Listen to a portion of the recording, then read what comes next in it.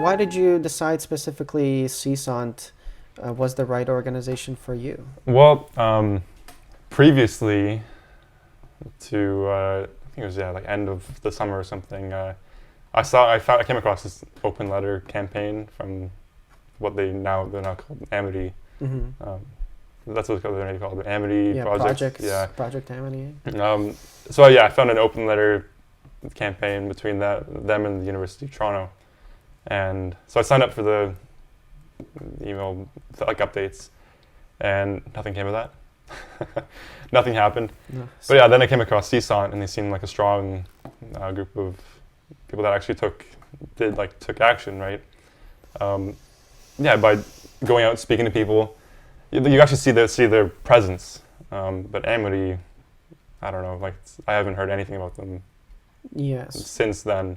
So it seems like the organization likes to hide behind the screens and behind the emails and behind open letters. And that's the thing. And if they are doing stuff behind the scenes, you don't hear about it, mm-hmm. right? They aren't making a difference. But yeah, for us, it's you see our presence on campus, you see us talking to people, come up to us, right, and get involved. It really is a good tight-knit community of. I like the people involved, mm-hmm. right? Yes, and so just going back to what you mentioned about Amity, and quite frankly, a lot of the groups that are in this freedom movement is that our philosophies are different. Yeah. Our philosophy does not match with any of the other groups because we do not go for exemptions. We do not do things like letters and asking daddy government mm-hmm. to give us what we want, or mommy institution, please let me get back inside. That's not what we advocate for, because that shit doesn't work. Yeah. And so what sucks about this is that those organizations are leading people in the wrong directions, because they believe in this stuff, right? They believe in the open letters, and they believe that legal system's going to get them out of it. Oh, because it's an easier path, right? People mm-hmm. always want to do less work to get what they want. And so they're going to go to their organizations like Amity, and they're going to go to organizations like Rebel News and all this stuff, right? Yeah. And what's going to happen there is they're going to have this feeling that, oh, Julie Ponesse is going to save me, or this individual is going to save me. But that's the problem here, is the hero story, is the heroes will not save you. The heroes are not there to save you. You have to save yourself. You have to do the work. You have to get involved. Yeah. You have to go on the ground, speak with students, and change the narrative. But if you're just hiding behind the screens and you're thinking that your exemption is going to work out, well, it fucking won't. It won't then work out for you. And that's why you're here now, joining the movement and getting more involved and doing things to actually make a difference. Yeah. And it's so detrimental to the freedom movement that a lot of these people are obviously getting behind the heroes because they're popular, and they think, oh, well, this is the path that it's going to work out. But it won't, and that's the problem, because you have to take individual responsibility for yourself. Yeah. Don't give the responsibility to somebody else who is a celebrity or who is a hero, because heroes will not get you out of this. You're not going to elect some magical politician that will make everything dandy. That's just not something that's realistic. The reality is, you're going to have to take responsibility for your life, and you'll have to get involved with an organization that supports that. This is exactly what we advocate here at CSONT, is we wish these organizations did the things that we do. I mean, we would applaud them for it, and we would actually support them. But the problem is that these organizations are hurting a lot of the movement, because the movement is now swayed in a wrong direction. It's totally split.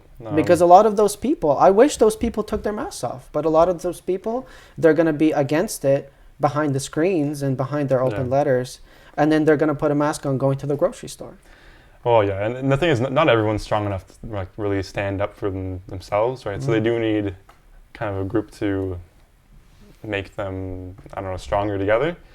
But yeah, everyone needs to. It kind of goes back to the same sort of premise of back to during the lockdowns, right? We were told it's Everyone needs to do the part together, right? But it's an individual responsibility for your own health. That's what it should be, right? Yeah. And you have an individual choice to take the vaccine. So it should be. Now you have an individual choice to take action for, well, your individuality, right? Yes. Your freedom. And everyone needs to take that. Everyone needs to stand up individually to then come together as a collective. Right. Right. So you can't be told to stand up by a hero, right? You have to stand up for yourself, and then we all come together, and we're stronger that way. That's right. Right. Yes. That makes sense, right? Yeah. I mean, Yeah. what you're basically mentioning is everybody will stand up as an individual, Yeah. and because there's so many individuals doing that, then it will make a huge Yeah. impact on society. But when you're just sitting, and you're still complying, you're still submitting your exemptions because exemption is a form Yeah. of compliance. You're still complying, you're still wearing your mask. So nothing has changed as an individual because you're just hoping that your hero will save you. Right. Yeah. And of course you're advocating for your hero, you donate the money to them and you hope that they're going to make the world all better, but that's not the reality because we need the mass. We need people to change and begin taking responsibility for their lives like they did decades ago. Right?